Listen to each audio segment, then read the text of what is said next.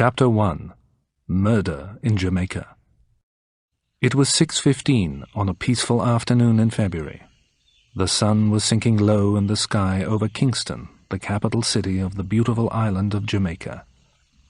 It had been a hot day, but the air was cooler now. Insects and frogs had started to call and sing. A man had just left a large white building with wide grass lawns and tall trees in front of it. This was a club where he met his British friends. He went to the club every afternoon to have a cool drink. Now he was going to his house, where he also had an office. The man's name was Commander John Strangways, and he was Regional Control Officer for the Caribbean. Strangways worked in Jamaica for the British government, but he was really an agent of the British Secret Intelligence Service. He was a British spy who worked in Jamaica. Lots of people knew Strangways was a spy because he was not careful enough about his secret. Every evening at 6:30, Strangways had to contact London and transmit his report to the headquarters of the Secret Intelligence Service on a radio transmitter. The time in Jamaica was 5 hours behind the time in London. If it was 6:30 p.m. in Kingston, in London it was 11:30 p.m. When Strangways had sent his report, he waited to receive his orders from the Secret Intelligence Service. If Strangways couldn't make contact with the SIS in London at 6:30 p.m., he had to try again at 7 p.m. And if he couldn't send his message at this time, he would try again at 7:30 p.m. If London hadn't heard from him at that time, the SIS wouldn't try to contact him again. The headquarters would declare an emergency. They would immediately start an investigation.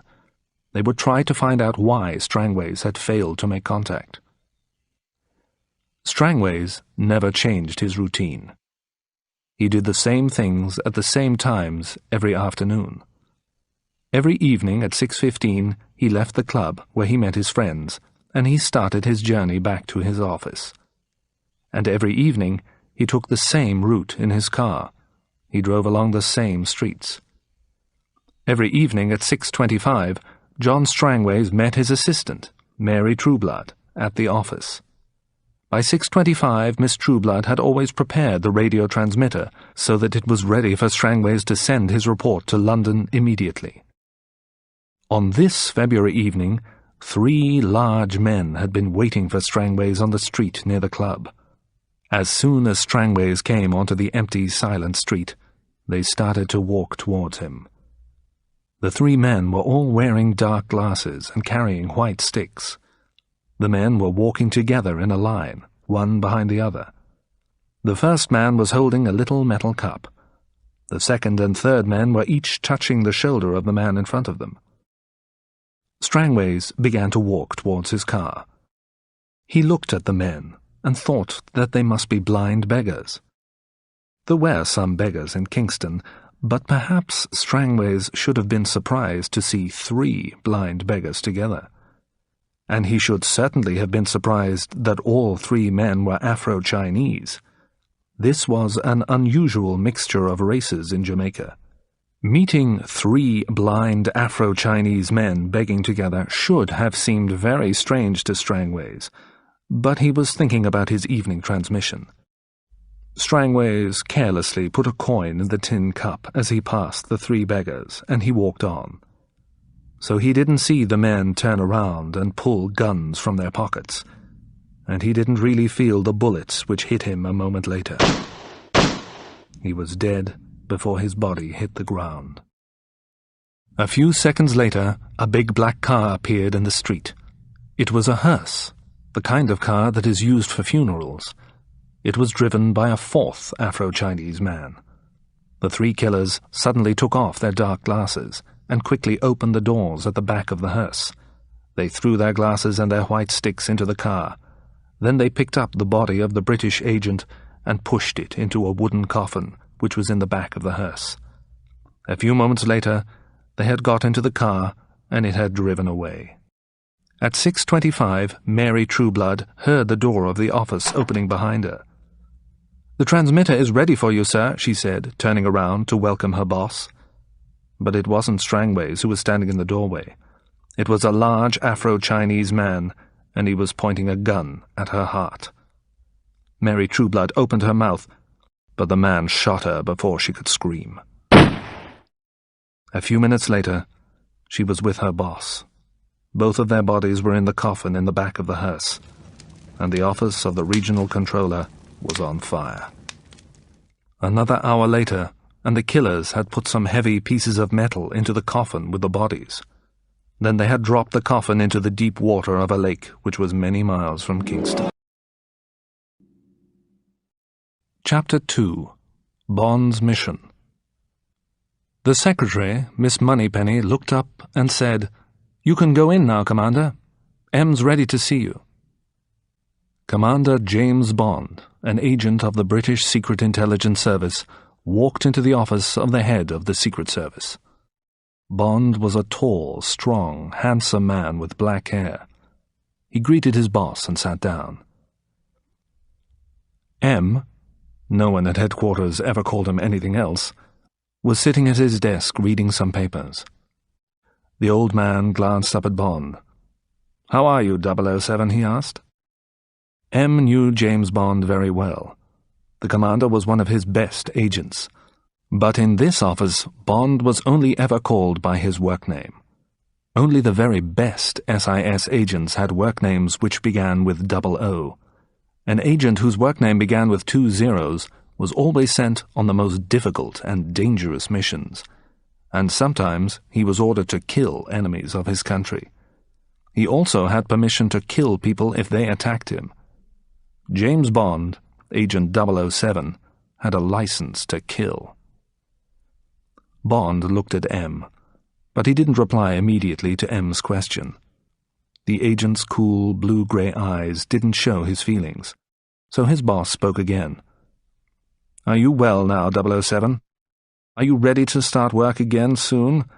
I've a special mission for you. You're going to Jamaica. I want you to investigate a case there." Several months earlier, in Paris, Bond had been injured in a fight with a Russian agent. The woman had been an important member of SMERSH. SMERSH was the department of the Soviet intelligence service which trained people to kill enemy agents. The Russian had very nearly killed Bond with a knife which was hidden in her shoe. The knife had been covered with poison. Bond had made a mistake on that mission. He hadn't guessed how the woman would fight, or what weapons she had hidden. He'd almost died, and it was his own fault. Bond knew that, and M knew it too. Bond had been in hospital after the fight. The poison had made him very ill.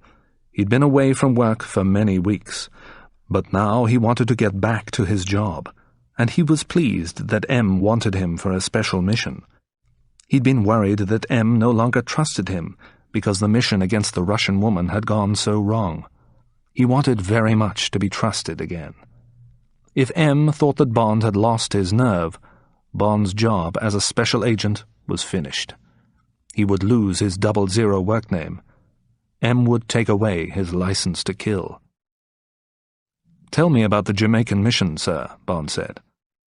"Well, it'll be an easy investigation," M said, "but I have to send someone to Kingston to check the facts. I want you to confirm what I suspect. You'll be able to find the answers and close the case in a day or two, I'm sure.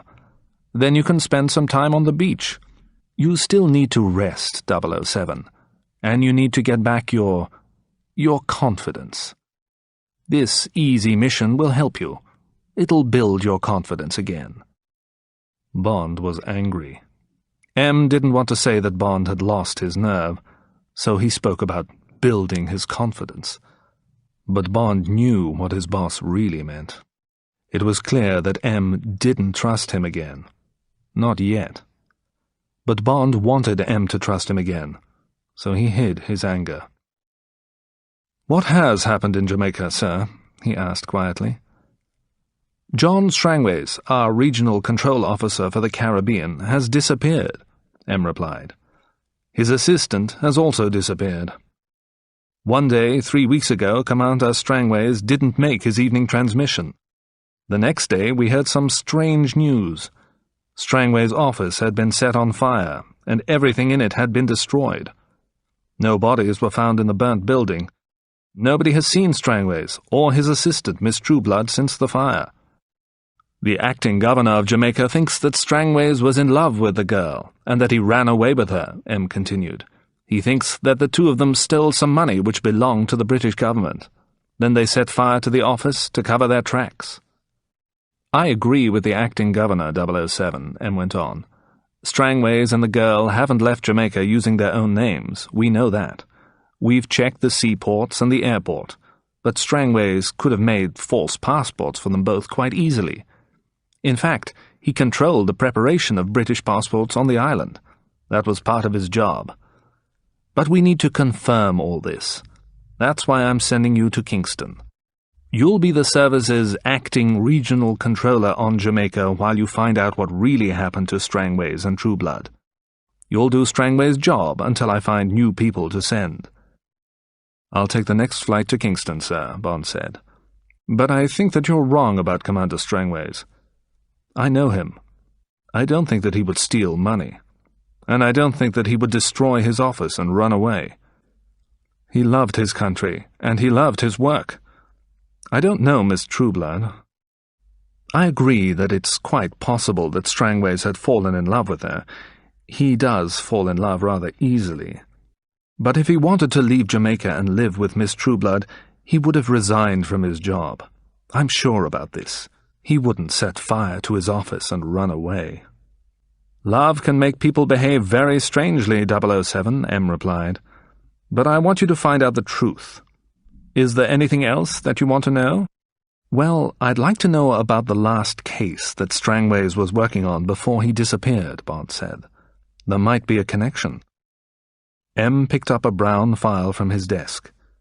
There was a little problem about a place called Crab Key, he told Bond. It's a small island between Jamaica and Cuba.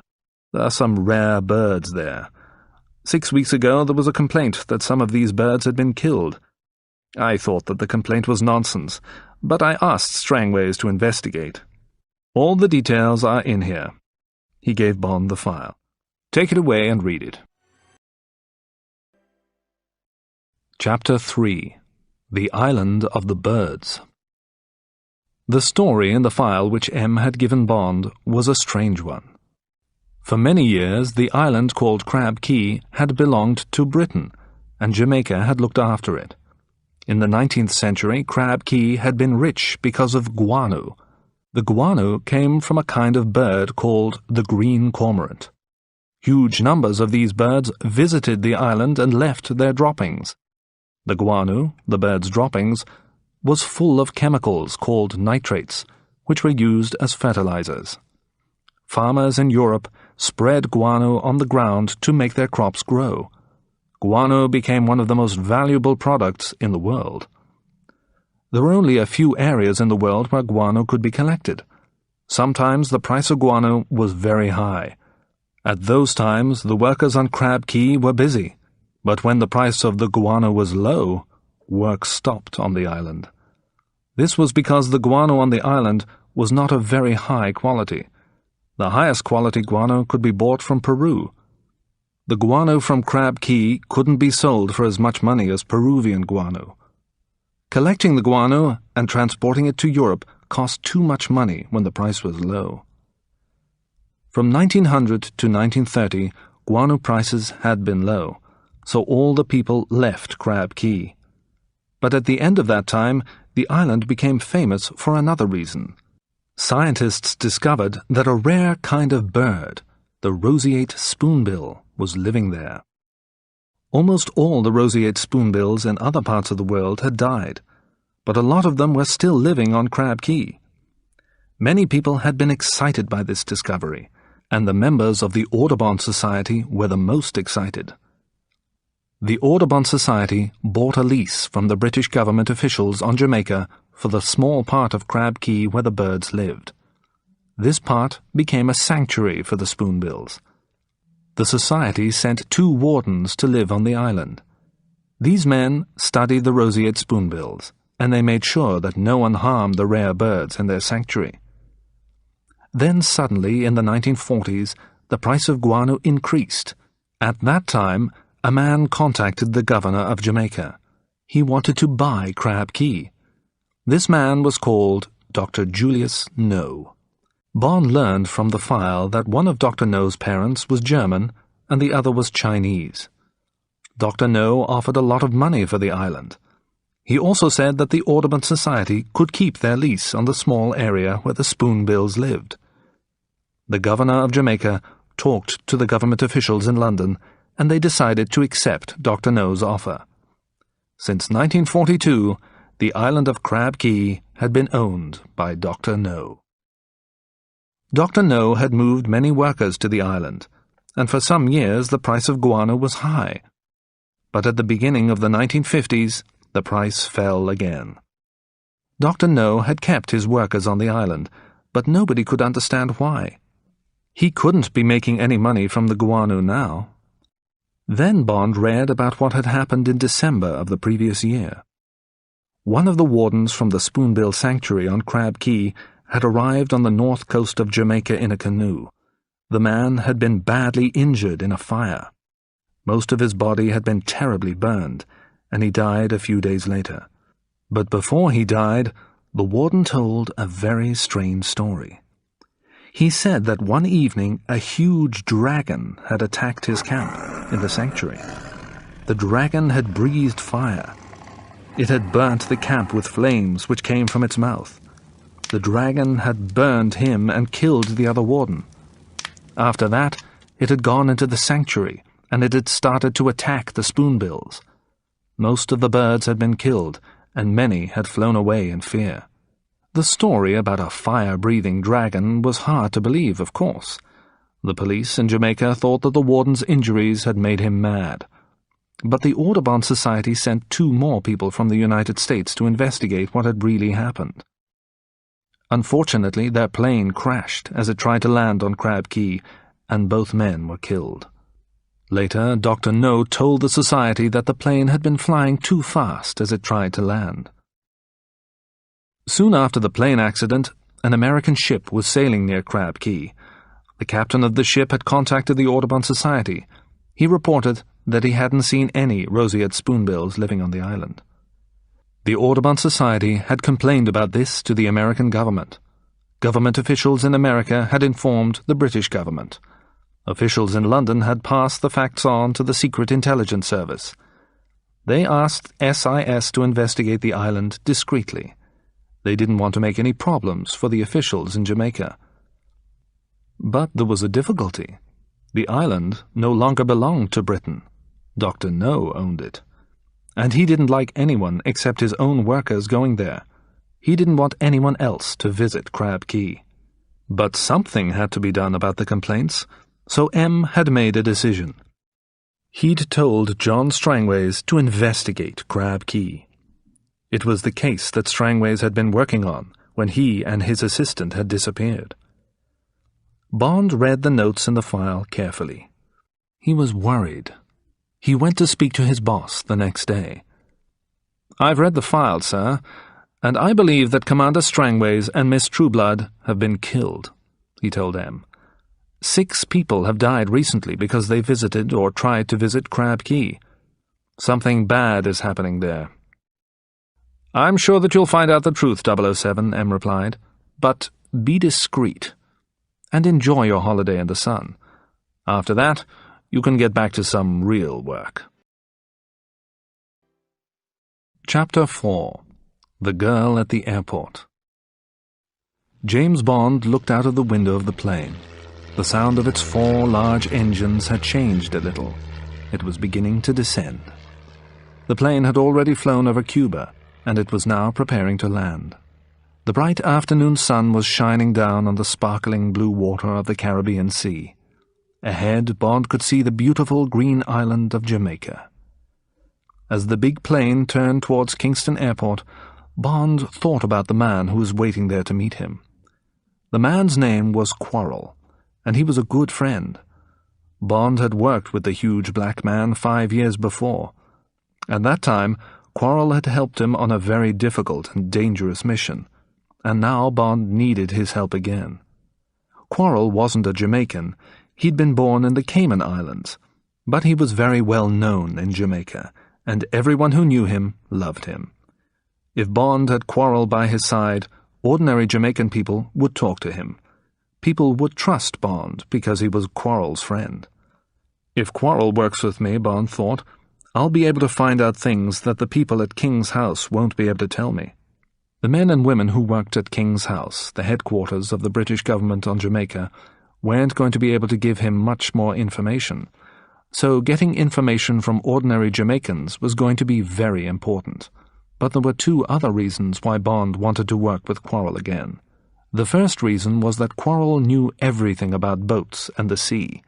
He'd been a fisherman all his life. He knew more about sailing small boats around the coast of Jamaica than anyone else. If Bond had to go secretly to Crab Key, Quarrel could get him there safely by boat. And the second reason was that Quarrel was very fit and strong. He kept himself very fit, and he knew how to make other people fit too. He would help Bond to get strong again. Bond had lost a lot of strength since his illness. Now Quarrel would be Bond's personal trainer. Bond wasn't going to investigate the mystery of Crab Key until he felt strong again. The plane's wheels touched the ground, and Bond got up from his seat. In a few minutes he would be in the airport building. Bond hoped that he could collect his 2 cases quickly. His office in London had arranged for the airport staff to unload Bond's cases from the plane first, and he knew that no one at the airport would look inside them. This was a good thing. The cases contained many things that Bond didn't want anyone to see, including his guns, a .32 Walther PPK and a .38 Smith & Wesson. Bond saw Quarrel as soon as he walked into the main building of the airport. The huge brown-skinned man looked exactly the same as when Bond had last seen him. There was a wide smile on the Cayman Islander's handsome face. "How are you, Captain?" Quarrel asked as he shook Bond's hand. Quarrel had always called Bond Captain. "It's good to see you again," Quarrel went on. Then he looked carefully at his friend's face. "Have you been ill?" he asked quietly. "Yes," replied Bond.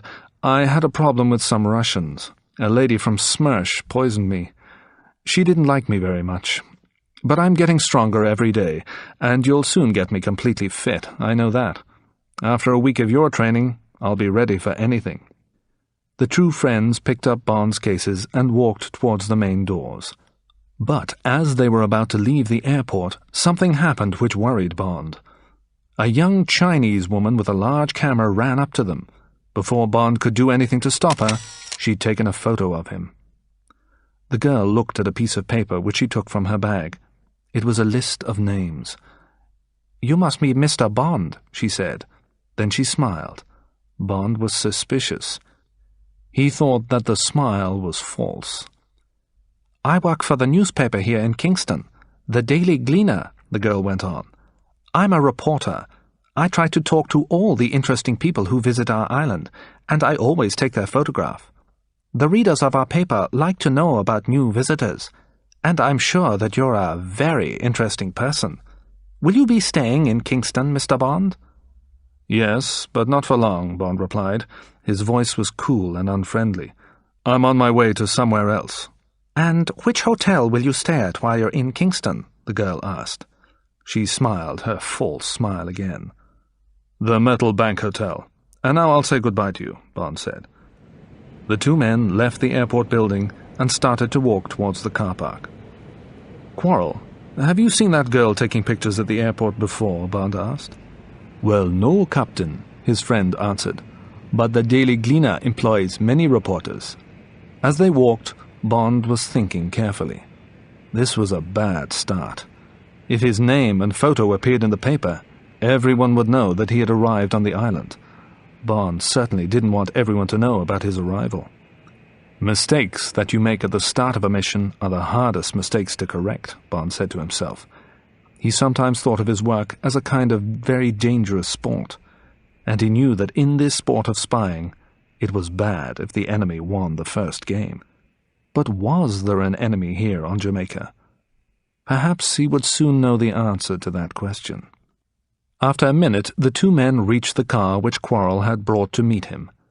Then Bond knew that the reporter had been only the first of his problems. The car was a black Sunbeam Alpine, and it had British government registration plates. In a few seconds, Bond realized that this was the car which had been used by Strangways, the regional controller who had disappeared. "Quarrel," he said angrily, "why on earth did you bring this car to meet me? Shall I put a sign round my neck with the words British Spy written on it?" "The acting governor's assistant told me to bring this car," Quarrel replied. "His boss told him that you should use it while you're in Jamaica. It really belongs to your department. Did I do something wrong, Captain?" In a moment, Bond's anger had disappeared. He wasn't angry with Quarrel. This was the acting governor's fault. Now Bond was only angry with himself. He was angry with himself because he'd forgotten an important fact. This fact was that the acting governor was an idiot. "No, it wasn't you who did anything wrong," he told his friend. "It was me. I sent a message to the acting governor. I asked him to contact you in the Cayman Islands. I asked him to bring you to Jamaica and to pay you well for working with me. I asked him to book me a room at the Blue Hills Hotel. I asked him to give me a car for the time that I was in Jamaica, and I asked him to send you to meet me today. But I didn't guess that he would send you to meet me with Strangway's car," Bond went on. "Any enemy of Britain will recognize this Sunbeam. It's the resident British spy's car. I should have guessed that this might happen. I should have taken a taxi to the hotel and met you there. Now anyone who was watching for me at the airport will know who's helping me, and they'll know which car we're driving." It was now late afternoon, and the sun was going down fast. It would soon be dark. The two men got into the Sunbeam. Quarrel started the car's engine and drove away from the airport. After a few miles, Bond's fears were confirmed. He was now sure that an enemy had been watching at the airport. "There's a car following us, Quarrel," he said quietly. "It's a taxi, a big black one. I saw it leaving the airport, but there's nobody in it except the driver. Taxi drivers don't leave the airport if they don't get a passenger after waiting for only a few hours. They wait for the next plane to arrive. Slow down a little. Let's see if the taxi will pass us."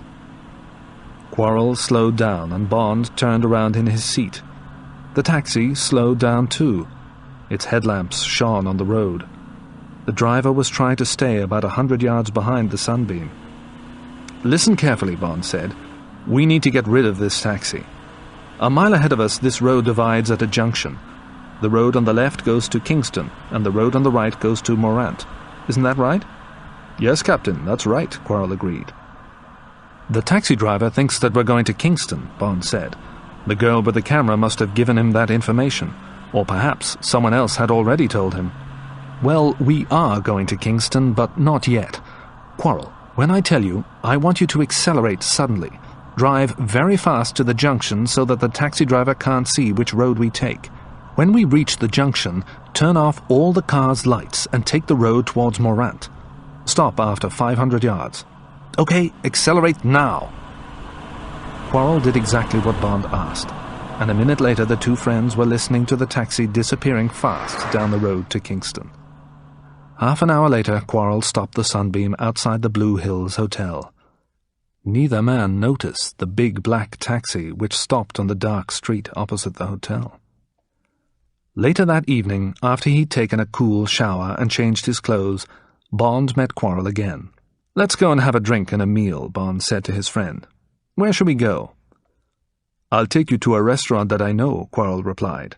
"It isn't a place where British people go very often, but the owner is a good friend of mine. He's called Pussfella, and I've known him for a very long time. Pussfella comes from the Cayman Islands too. We used to go fishing together. Each of us owned half of the boat that we used. Then one day my friend had an accident. He was badly injured. After that, he didn't want to be a fisherman anymore. I bought his half of the boat, and he moved here to Jamaica. He's made much more money from his restaurant than I have from fishing." "What kind of accident did your friend have?" Bond asked. "A bad one, Captain," Quarrel replied seriously. "Pussfella was fishing near an island called Crab Key. It's about halfway between here and Cuba. A huge creature came out of the sea. It was a giant squid, or maybe it was a giant octopus. It pulled Pussfella from the boat. It tried to pull him under the water and drown him. He fought with the creature. He stabbed its tentacles with his knife until it let him go. That's why we call him Pussfella. Bond thought about this story and said nothing. Pussfella's a fine man, Quarrel added, and the food and the music at his restaurant are great. Chapter 5. Threats and Dangers. Bond had to agree with his friend. Pussfella was a fine man, and the food and music at his restaurant were great. Bond drank his favorite cocktail, a vodka martini, and Quarrel drank cold beer. As they ate a delicious meal, the two friends listened to a group of musicians who were playing Jamaican songs. Quarrel, tell me more about this island called Crab Key, Bond said when they had finished eating. It's a bad place, Captain, the Cayman Islander replied. It's very bad luck to go there. A Chinese gentleman owns it. When he bought it, he took some men and women there to collect the bird droppings, the guano. But he doesn't let any of his workers leave the island, and he doesn't let anyone else visit his island. He has guards with powerful guns who watch the coast of Crab Key, and he has a radar system and a plane. He uses these things to search for strangers on his island. Some friends of mine have disappeared there. They were fishermen. They landed on the island, and no one has ever seen them again. That's very interesting, Bond said quietly. Then he told Quarrel about Strangways and Mary Trueblood, and when they had disappeared. Captain, Quarrel said, if Mr. Strangways and his assistant were interested in Crab Key, that Chinese gentleman ordered them to be killed. I'm sure about that. He hates people who become interested in his island, and he kills anyone who interferes with his privacy. There was a movement behind their table and a sudden flash of light. Bond turned round quickly. The young Chinese woman from the airport was standing in a corner of the restaurant. She was holding up her camera. She was going to take another picture. "Stop her, quickly," Bond whispered to Quarrel. Quarrel jumped up from his chair and stood in front of the girl. He smiled at her. "Good evening, miss," he said politely. He held out his hand. The girl smiled her false smile and put her hand in Quarrel's to shake it, but Quarrel grasped her hand very tightly and swung her round, moving like a dancer. Then he pulled her arm up behind her back. "Don't do that! You're hurting me! Let me go!" The girl shouted angrily. "I'll report you to the police!" "My friend and I are going to ask you some questions, miss," Quarrel said. "I hope that you'll give us good answers." The girl looked at Bond. "Please, tell this man to let me go," she said. "Perhaps I'll tell him to let you go when I've heard your answers," said Bond. "Why are you trying to take more pictures of me?" "The photo that I took at the airport wasn't good," the girl answered angrily. "My boss told me to get a better one." "Are you talking about your boss at the Daily Gleaner, or are you talking about some other boss?" The girl didn't answer. Bond looked carefully at her face for a moment. Then he asked, "What's your name?" "I won't tell you," the girl said. Quarrel pushed her arm further up her back. She fought like a fish that was caught in a net, but Quarrel's arms were as strong as steel. The girl screamed. "Okay, I'll tell you," she said. "My name is Annabelle Chung." At that moment, Pussfella came up to the table. "Is this girl making trouble for you, sir?" he said. "Shall I make her leave?" "No, thank you, Pussfella. We want to talk to her," Bond replied. "But there is something you can do for us. Please phone the office of the Daily Gleaner. Ask them if they employ a photographer called Annabelle Chung." Pussfella hurried away. "I'm sorry," Bond said to the girl, "but I can't understand why you or your boss want pictures of me. I'm just an ordinary traveler. I'm visiting Jamaica for a day or two. Why are you interested in me?" "I've told you already," the Chinese girl replied angrily. "It's my job to take photos." At that moment, Pussfella returned. "The people at the paper know her," he told Bond. "She isn't a reporter, she's a photographer. The people at the Daily Gleaner don't employ her, but sometimes they buy photos from her. She's a freelance photographer. She takes pictures for anyone who wants them." "Thank you," Bond said. He smiled as the restaurant owner went back to his kitchen. "Well, now we know 2 things," he said quietly to the girl. "You didn't ask Pussfella to help you, so I guess that you don't really want to report us to the police.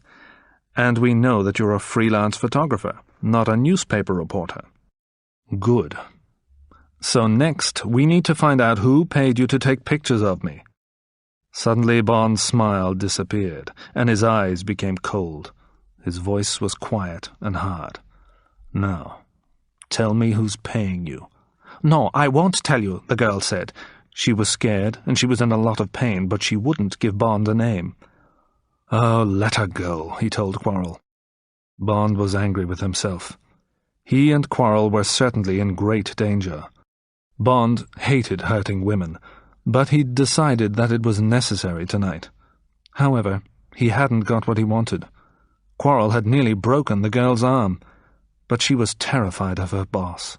She'd preferred this pain to the pain that she would have if she'd told Bond her boss's name. The girl grabbed her camera and walked to the door. "He'll kill you for this," she shouted as she left the restaurant. "Well, that was a threat," Bond said to Quarrel, "and I'm sure that he will try to kill us. But we still don't know who he is. We can't do anything about that tonight, though. I need some sleep now. I'm going back to the hotel. Thank you for a very interesting evening, Quarrel. I'll see you in the morning." Chapter 6. At King's House. The next morning, Bond was still thinking about the Chinese girl's threat. He was now quite sure that John Strangways and Mary Trueblood had been murdered, and he believed that they'd been murdered because of their interest in Crab Key. It was possible that, whoever the murderers were, the orders for the killing had been given by the owner of Crab Key, and the owner of Crab Key was the mysterious Dr. Julius No. So it was possible that the he of Annabel Chung's threat was also Dr. No. He was certainly Bond's main suspect. Did Bond really need to find out more about Dr. No before he investigated Crab Key? He didn't think so. He knew what Quarrel and his friends thought already. But later he would talk to the British officials at King's House. He would check the information that they had in their files about the owner of Crab Key. Soon Bond would need to visit the Doctor's Island, but before he went there, he would spend some time with Quarrel. He had to get stronger and fitter. But the most important thing was for he and Quarrel to cover their tracks. Since he'd arrived in Jamaica, too many people had found out that Bond was working on the island. He needed to disappear, and so did Quarrel. Bond was thinking about all this as he sat finishing his breakfast in his hotel room. Someone knocked on the door. He opened it carefully, and Quarrel came into the room. "Hello, Quarrel. I'm going to spend my time at King's House today," Bond told his friend. "I won't need you with me, but I've got some jobs for you to do." "Okay, Captain. Tell me what you want me to do," the Cayman Islander replied. "Well, first, we must get rid of the Sunbeam Alpine," Bond said. "I'll give you some money. Go to a car hire company. Hire a car for 1 month. Pay all the money now. We need a small, fast car. Next, find 2 men who look like us. One who looks like you and one who looks like me. Tell them that you want them to take the Sunbeam to Montego tomorrow. They must take the road that goes through Spanish Town. Tell them to leave the car in Montego. Give each man £10 to do this. Will you be able to find 2 men?" "Yes, Captain. That won't be difficult," Quarrel replied. "There's something else," Bond went on. "The men must look like us, and they must also be dressed like us. So buy them some new clothes, the kinds of clothes that we wear. They must wear these clothes when they drive the Sunbeam to Montego. If they ask why, tell them that you work for a mad American, and that the clothes are his idea. Tell the men that they'll be well paid for driving the car, and tell them that they can keep the clothes. Perhaps they won't ask too many questions when they see the money."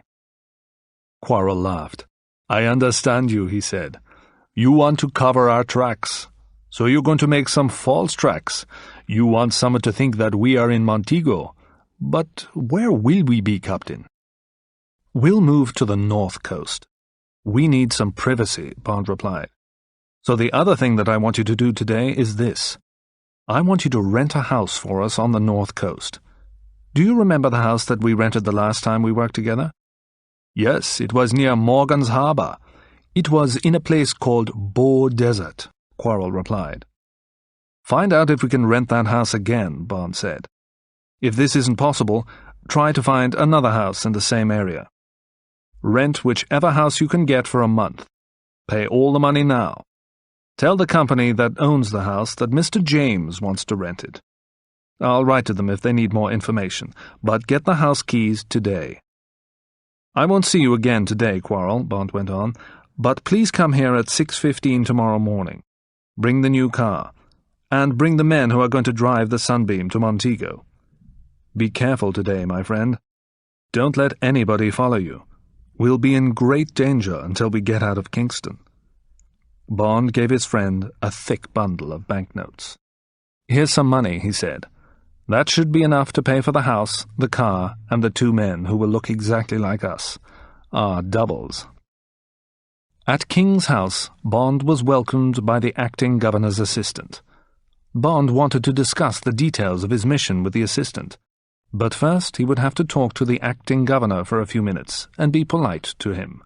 The acting governor's assistant took Bond into his boss's room, then he left the two men alone. Bond already knew a lot about the acting governor. The man had never been well liked anywhere. He was going to retire from government work soon, and this would be his last job. He would be working on Jamaica for only a few months more, and his only wish during this time was to avoid any trouble. Bond thought that the man was an idiot. The decision to give Strangway's Sunbeam to Bond had confirmed it, and after a few minutes' conversation with the man, Bond learned more about him. The acting governor disliked all members of the Secret Intelligence Service. He wasn't interested in what had happened to Strangways and Miss Trueblood, and he certainly didn't want James Bond, an acting regional controller from the SIS on the island. "Mr. Bond, that file is closed," the acting governor said coldly. "You must not start another investigation. Strangways and the girl have run away together. They've taken government money with them. I don't want to hear any more about it, and I don't want you making trouble on this island. That's my decision. Is there anything else that you need to do here, now that you've come?" For a moment, Bond looked at the big, red-faced man without speaking. "Yes, sir," he replied at last. "I'll report your ideas about Miss Trueblood and Commander Strangways to London. But while I'm here, I have to investigate something that has been happening on Crab Key. It's something about birds. The British government has asked me to do this." Suddenly the acting governor became more friendly, and Bond knew why. Crab Key didn't belong to Britain any longer. It was owned by Dr. Julius No. If Bond caused any trouble there, it wouldn't be the acting governor's problem. He was only going to be on Jamaica for a few months more. "That's a good idea, Bond," he said. "Birds are very important. You must talk to the Colonial Secretary. He might have some information about Crab Key."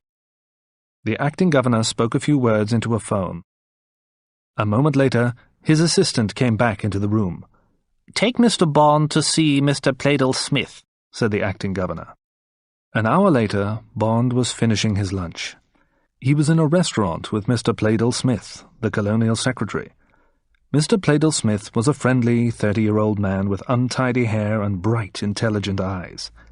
When they'd met earlier, Pleydell Smith had surprised Bond. He had recognized Bond's name. He'd spoken kind words about the trouble which Bond's last visit had caused for some people at King's House. He told Bond that a few days earlier he'd found a report about Bond's last mission in Jamaica.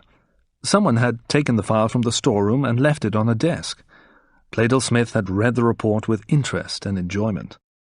"I hope that you can stir things up again, Commander Bond," he said. "It's very boring here at the moment. What's your problem this time? Perhaps I can help you with it." They sat drinking coffee while Bond told the Colonial Secretary about Crab Key. When we get back to my office, I'll ask my secretary, Miss Taro, to find all the information that we have about the island, Pleydell Smith said. There'll be a file of reports, and I know a little about guano myself, so I can tell you about that. As they walked back to King's house, Bond asked the Colonial Secretary a question about something which had been worrying him for the last hour. "Why did someone take the file about my last visit out of the storeroom in King's house?" he asked. "Did somebody important want to read the report?" "Well, that was strange," Pleydell Smith answered. "I found the file on my secretary's desk. I think that Miss Taro got it out of the storeroom. She's only worked at King's house for a few weeks, but she likes her job and she works very hard. Perhaps she was tidying the old files and putting them into better order." As soon as the two men entered Pleydell Smith's office, the Colonial Secretary picked up a phone and spoke to his secretary. "Miss Taro, will you bring me the file on Crab Key, please? I need the report about the sale of the island, and I need the report about the warden of the bird sanctuary who died." He put the phone down and spoke to Bond. "Please sit down, Commander. Miss Taro will go to look for the file. While we're waiting, let me tell you all about guano." Bond thanked the Colonial Secretary and sat in the chair facing his desk. Pleydell Smith was still speaking about guano when his secretary opened the door half an hour later. "I'm sorry, sir," the young woman said. "I can't find the Crab Key file. It's missing. It isn't in the storeroom." "It's missing? Well, who was the last person to use it?" the Colonial Secretary asked. "Everyone who looks at files from the storeroom has to sign their name in a book." "Commander Strangways was the last person to sign the book, sir," the girl said. "But he brought the file back. He brought it to this room. I remember that well," said Pleydell Smith. "What happened to it after that?" "I don't know. I'm sorry, sir," the girl replied. Bond turned in his chair to look at the secretary, and for a moment she looked carefully back at him. Then she smiled a false smile and left the room. Suddenly, Bond realized what connected his investigation with the people who had been watching him. Dr. No, Annabel Chung, and Miss Taro were all Chinese. Chapter 7. The Gift. After he left Pleydell Smith's office, Bond worked for an hour in the library at King's house. He found a good map of Crab Key, and he made notes about the geography of the island. He also made a drawing of the map. Crab Key was about 20 miles north from the northern shore of Jamaica. Dr. No's island wasn't very big. It was about 12 miles long from east to west and about 4 miles wide from north to south. There was high ground at the western end of the island. At the furthest western point, there was a mountain. On one side of the mountain, a steep cliff went down to the sea. It was on this part of the island that the green cormorants lived. The birds lived on the rocks of the steep cliff. The birds' droppings, the guano, was collected from the rocks and loaded into ships. The larger part of the island, the eastern part, was an area of swamp. In the middle of this low, swampy ground there was a lake, and from this lake a small river ran towards the sea in the south. The river flowed into the sea at a small sandy beach, about halfway along the island's south coast. Bond knew that the bird sanctuary was in the swampy area of the island. He guessed that the warden's camp was probably close to the place where the river flowed out of the lake. The wardens could drink the water from the lake. Also, the river was an easy route to the sea. The warden's camp was not shown on the map in King's House Library, but that was because the map was old. It had been made many years before the roseate spoonbills were found on the island. By 4 o'clock, Bond had done everything that he could do at King's House. He felt tired. He decided to return to the Blue Hills Hotel and rest for a while. As Bond entered the hotel, a member of the staff called out to him. "Mr. Bond?" "Mr. Quarrel phoned earlier this afternoon," the young woman said. "He gave me a message for you. He said, 'I've arranged everything. Also, a messenger brought a gift for you. It's a basket of fruit. The messenger took it up to your room.'" "That's strange. Who sent this gift?" Bond asked. "The messenger said that it was from the acting governor's assistant at King's House." the young woman replied. Bond went to his room and very, very quietly unlocked the door. Then he took out the Walther PPK. With the gun in his hand, he suddenly kicked the door open. There was no one in the room, so he entered carefully. He checked all the cupboards in the bedroom, then he checked the bathroom. When he was sure that no one was hiding anywhere, he shut and locked the door of the main room. On a table in a corner of the room there was a huge basket of fruit. Oranges, grapefruit, bananas, apples, peaches. On top of the fruit there was a white card with a message which said, "A gift from the acting governor." Bond knew that the acting governor disliked him. Why on earth would the man send him fruit? Bond was very suspicious. He put his ear next to the basket and listened very carefully. There were no strained sounds. Next, he quickly pushed the basket off the table and jumped backwards. The fruit fell onto the floor. There was nothing else in the basket. No bombs, no poisonous snakes or spiders. But he was still suspicious about this gift. Bond picked up one of the peaches. It was very ripe. Soon it would be too ripe. Anyone who wanted to eat the fruit would eat this peach first. Bond put the peach on the table. Then he took a small magnifying glass from one of his cases. As he unlocked the case, he noticed something. Someone had tried to open the case while he'd been out that day. They hadn't opened the case because it was very strong, and it had special locks. It had been made by an SIS engineer, but someone had tried to open it, and that made Bond more suspicious than ever. He looked through the magnifying glass and checked the peach very carefully.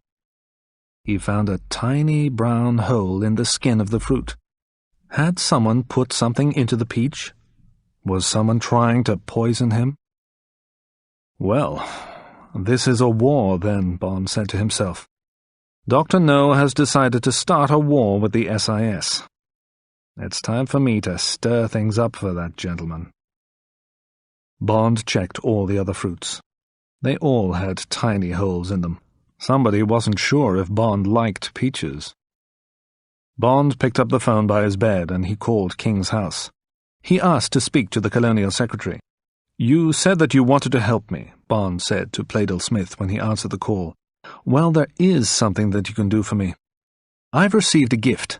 It's a basket of fruit. It's here in my hotel room. I want you to find a scientist who can make some tests on it.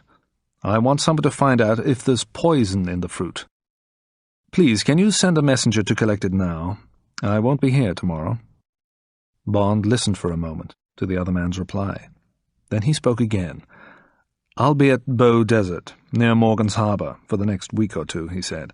"Will you send the scientist's report to me there, please? Please, don't tell anybody else about the report, and please don't tell anybody where I've gone.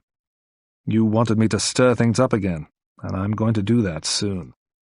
But the acting governor won't like it.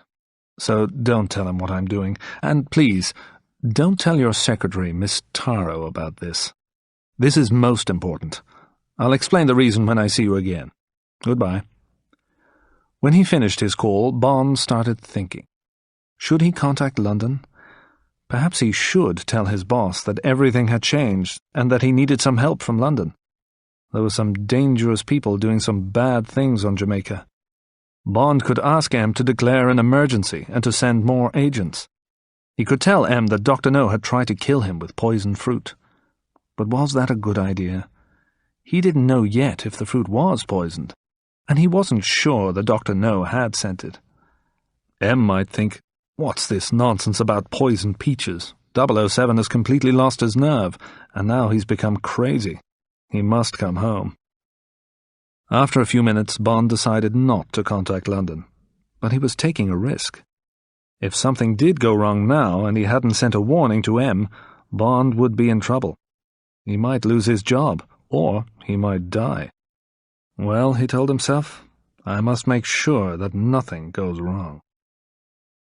After the messenger from King's house had taken away the fruit, Bond had a meal and a few drinks. Then he locked all the windows of his room. Finally, he packed his bags and he went to bed early. He had to be ready to leave the hotel soon after 6 o'clock the next morning. The night was hot, so he covered himself with only a sheet. In the middle of the night, James Bond woke up suddenly. What had woken him? He listened carefully. There was no sound. The room was very dark, so he could see nothing but the numbers on his luminous watch. The time was 3 a.m. Then Bond felt a movement on his right foot. Something was starting to move slowly up his leg. Was it a snake? Was it an insect? If it was some kind of insect, it was a big one. Bond thought it must be about 6 inches long. And he could feel its feet lightly touching his skin as it moved. How many feet did this creature have? 100? Suddenly Bond knew what was crawling over his body. It was a centipede. As he realized this, the hair on his head stood up straight and he went cold with fear. He knew that some centipedes in the Caribbean were very, very dangerous. If this creature bit him and its poison went into his body, Bond would probably die. Now the centipede had reached his knee. Bond knew that there was only one thing that he could do. He had to remain completely still. If he moved, the creature would bite him. But it was difficult to remain still while the centipede moved up his body. The next 5 minutes passed very slowly for Bond. They seemed more like 5 hours. The centipede walked across Bond's stomach and onto his chest. Bond started to sweat. Drops of water started to come out of his skin. The creature stopped for a while over Bond's heart. If it bites me there, he told himself, I'll certainly die. But the centipede moved on slowly, and it reached Bond's shoulder. Bond tried to hold his body absolutely still, but the muscles of his stomach, arms, and legs started to tremble. He must not move. He felt the centipede crawl up his neck, onto his chin, and over the corner of his mouth. Then it moved along his nose. He closed his eyes. A moment later, the creature was moving over his left eye. Bond felt ill with disgust and fear. The centipede stopped for a while on his head. What if the creature got caught in his hair? Bond realized that it was drinking his sweat. Then it slowly crawled off his head onto his pillow. A moment later, Bond jumped up from the bed, switched on the light, and grabbed one of his shoes. He watched while the huge brown centipede crawled down the side of the bed and onto the floor. Then he crashed the shoe down onto the insect as hard as he could. The centipede's body burst open, and yellow liquid came out of it. Bond ran to the bathroom and vomited. Chapter 8. The Journey to Crab Key.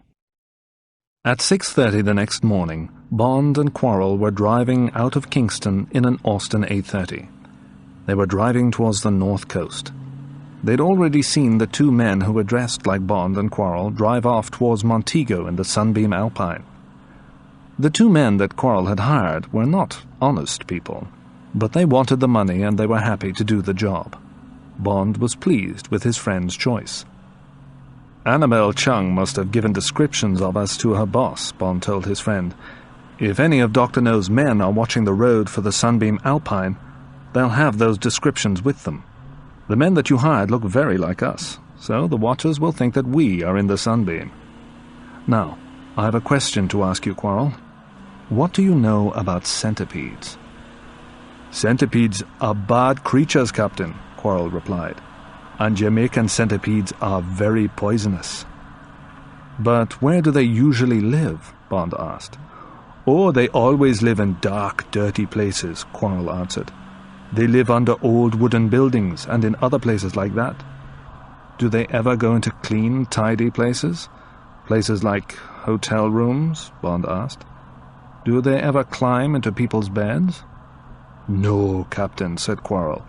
He looked at Bond carefully. Bond didn't say any more about centipedes.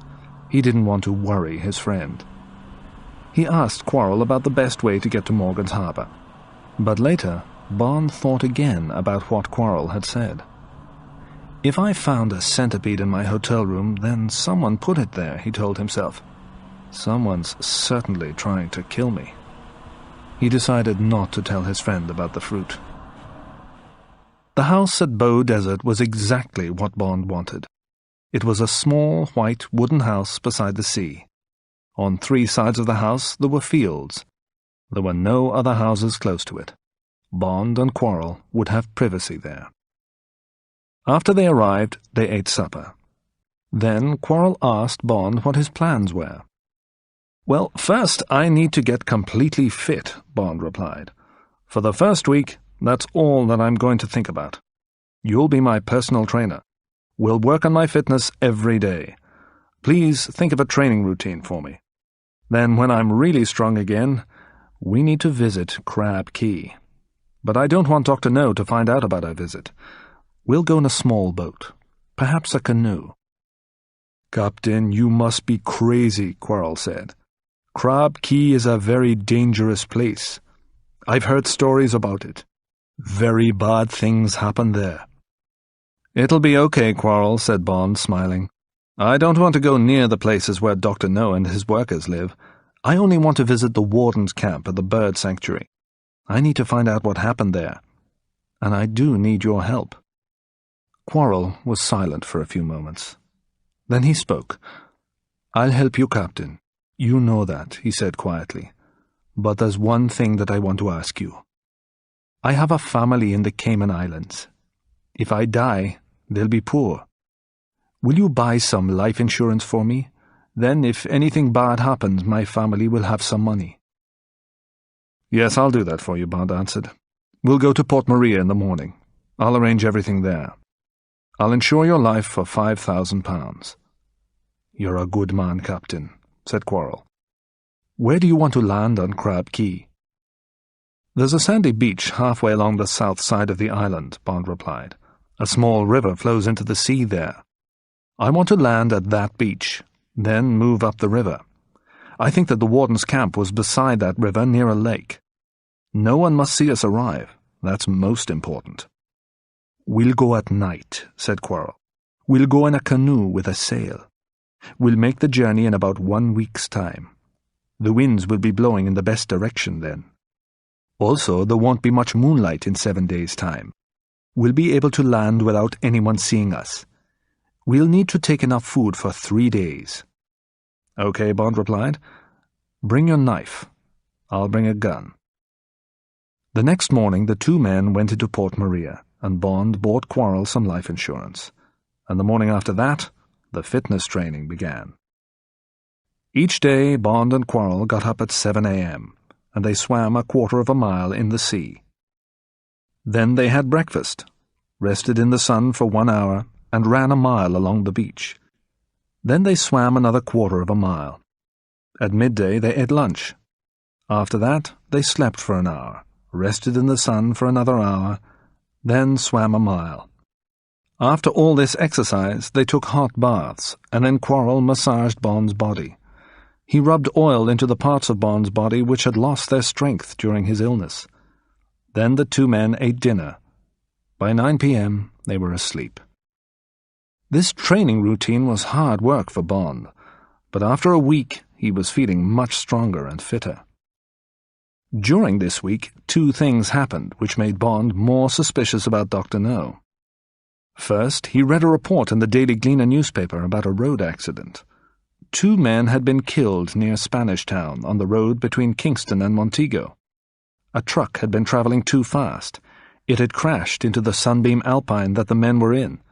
The police wanted to talk to Mr. James Bond, who had borrowed the car from the acting governor.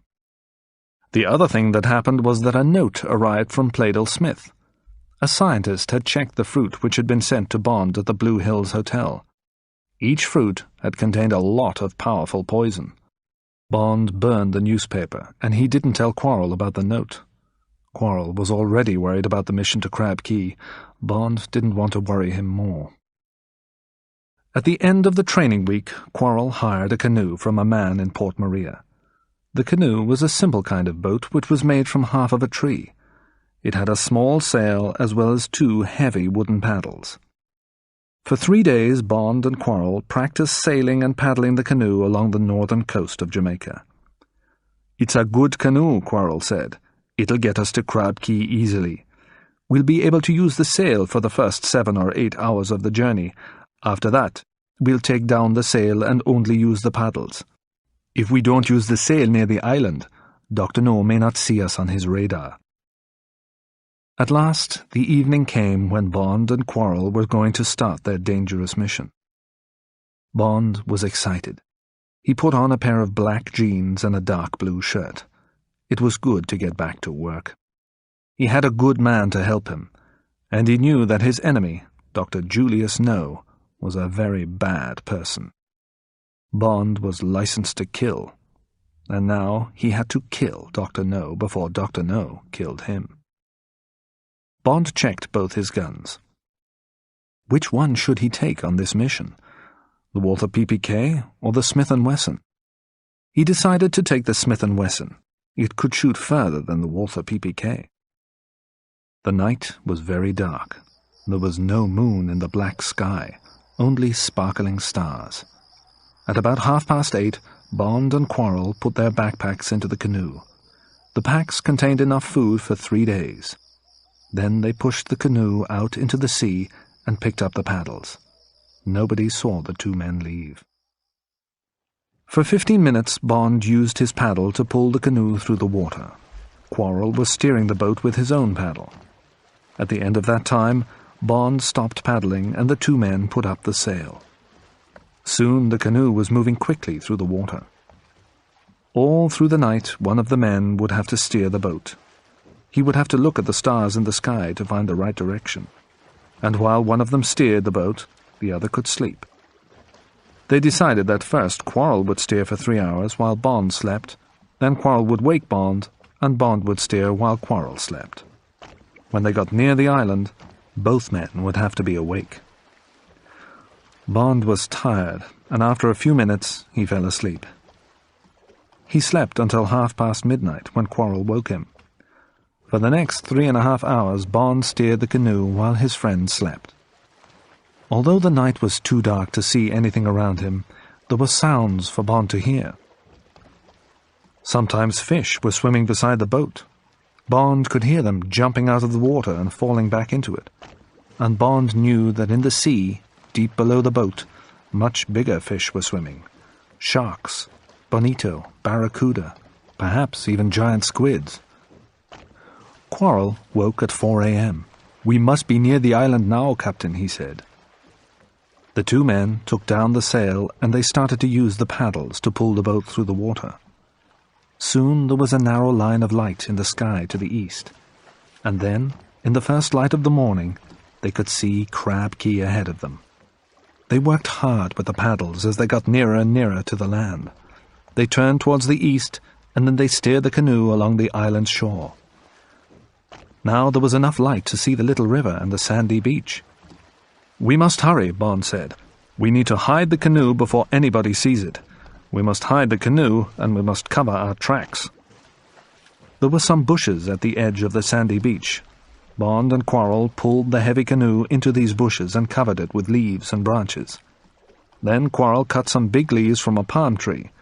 He used these to sweep the sand. As he walked backwards towards the bushes, he brushed sand over their footprints. He covered their tracks.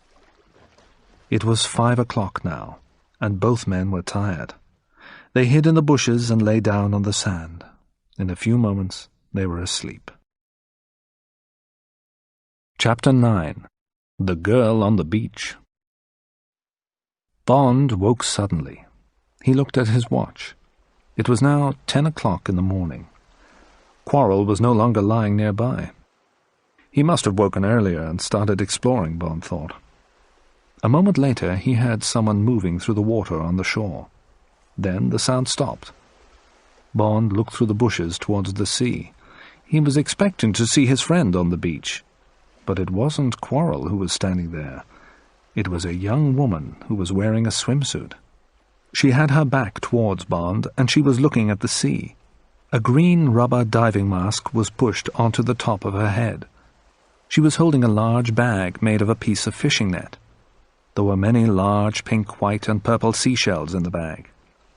Around her waist, the girl had a wide leather belt with a knife in it. Her skin was a golden brown color, and her legs were long and slim. Her long, pale blonde hair was cut off straight at her shoulders. Bond looked at the girl's beautiful body for a moment longer. But this wasn't a good time to think about beautiful women. Bond was on a dangerous mission. This girl was going to be a problem for him. If she lives on the island, she's a danger to us, Bond thought. If she lives here, she either works for Dr. No, or she's his girlfriend. If she finds out that Quoll and I are here, she'll tell Dr. No, and then he'll send his men to find us. But if she came to the island secretly like us, she'll still be a danger to us. If she's a secret visitor to Crab Key, perhaps she's been less careful than we were. Dr. No's radar might have told the guards about her already, and if Dr. No's guards come to look for her, they might find us too. I need to talk to her. Before he moved, Bond looked more carefully along the beach. A small canoe had been pulled up onto the sand. The girl must have come to the island in the canoe, so she didn't work for Dr. No. Tracks in the sand led from the canoe to where the girl was standing. There was only one set of tracks, so there was nobody else with her. Bond stood up and walked quietly out of the bushes onto the beach.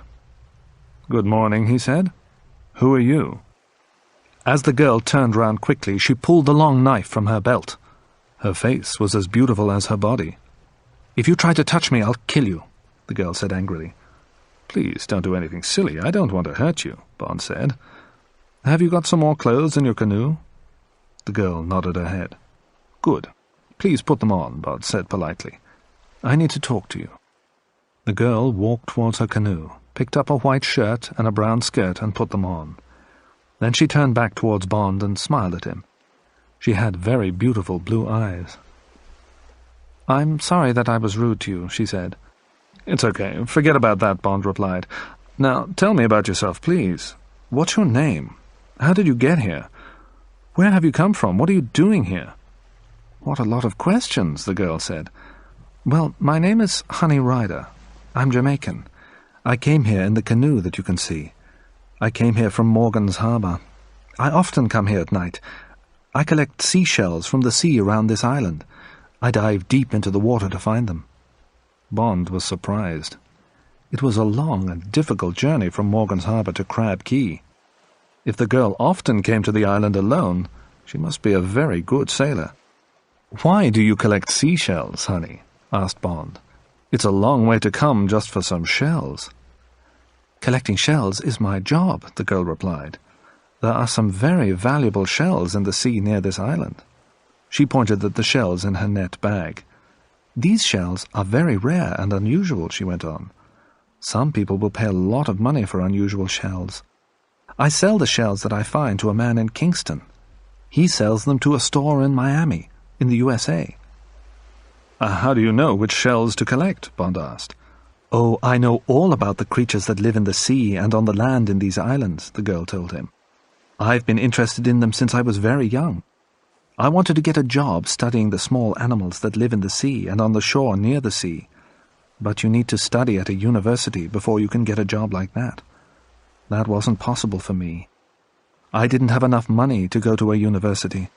So now I collect and sell shells." "Now tell me about you," Honey said after a few moments' silence. "Who are you? What are you doing here?" "My name is Bond, James Bond. I'm British," Bond replied. "I'm here because I'm interested in birds. There are some very rare birds here on this island. They're called roseate spoonbills. I want to study them. But the owner of this island, Dr. No, won't let anyone come here to see them. So I've come secretly with a friend. My friend is exploring the island at the moment, but he'll be back here soon." "Oh, I know about the spoonbills," Honey said. "There used to be lots of those birds on this island, but they've gone now. The Chinese man who lives here has a dragon. It hunts in the swamps. It kills things by breathing fire at them. I've seen it. It attacked the spoonbills. It killed some of them and the others left." "There aren't any dragons here," Bond said. "Dragons are not real animals. They only exist in stories. You must know that. You know all about the animals of these islands. I don't know what creature you saw, but it certainly can't have been a dragon." "I'm not stupid," the girl replied angrily. Nobody has ever lived at the east end of this island. Perhaps a strange animal lives there which no one else has ever seen. There were 2 men who lived in this part of the island for a while, Honey continued. They had a camp near the place where the birds lived. I think that the dragon attacked them too. I haven't seen them for a long time." Bond thought about the words that the bird warden had spoken before he died. The man had talked about a fire-breathing dragon. The dragon, whatever it really was, sounded dangerous. But Honey didn't seem very worried about it. Perhaps she should be more worried. "Listen to me, Honey," said Bond. "Dr. No will be very angry if he finds out about your visits. It's very dangerous here. You should stop coming here." "Oh, don't worry about me, Mr. Bond," said the girl. "Please, call me James," said Bond quietly. "Well, James, please don't worry about me," the girl said. "I often come to this island. I need to earn money, and this is the only place where I can find the most valuable shells. Sometimes I've seen Dr. No's men searching the island, but they've never found me. I've always hidden from them quite easily. There was never any danger for me." "Perhaps there wasn't any danger until now," Bond replied. "There wasn't any danger because Dr. No's men weren't watching for secret visitors. But the doctor found out about my arrival in Jamaica. He knows that I'm interested in Crab Key, so now he's expecting a visit from me. His men will be watching this coast very carefully. He's already tried to kill me twice." "He tried to kill you just because you're interested in those birds?" said Honey. "Yes," Bond replied, "and he'll certainly try to kill me again if he finds me here. But he'll kill you too if he finds you here. Did you use your sail for the whole of your journey from Jamaica? Were you using your sail when your canoe approached the shore here?" "Oh, yes. I used the sail until I landed," the girl said. "I always do that." "Then Dr. No's radar must have shown him your arrival this morning," Bond said. "I'm sure of that. We must get away from this beach soon." At that moment, Quarrel came out from the bushes. "Hello, Quarrel," Bond called to him. "Where have you been?" "I've been exploring, Captain," the Cayman Islander replied. "I went as far as the headland at the west end of the beach." "And who is this young lady?" he asked. "This is Honey Rider," Bond said. "She collects shells from the sea around the island. Honey, this is my friend Quarrel." Then Bond looked carefully at his friend. "There's something worrying you, Quarrel. What's wrong?" "When I was at the headland, I saw a boat coming along from the west," Quarrel replied. "It's coming along the coast quite fast, and it's coming towards this beach. Dr. No's guards must know that we're here, Captain." "Okay, we must hide quickly," Bond said. "Honey, you must stay with us for now. And we must hide your boat. We'll all hide until Dr. No's men have gone. Perhaps they'll decide that nobody's here. Perhaps they'll think that their radar isn't working properly." Bond and Quarrel pulled the girl's canoe into the bushes. They covered it with some branches. It wasn't as well hidden as their own boat, but there was no time to do more. Quarrel used palm leaves to sweep sand over Honey's footprints. Then they all walked into the thick bushes. Bond and the girl went first. Quarrel came last, walking backwards, sweeping away their tracks as they walked. As they all hid among the bushes, they heard the sound of a boat's engine.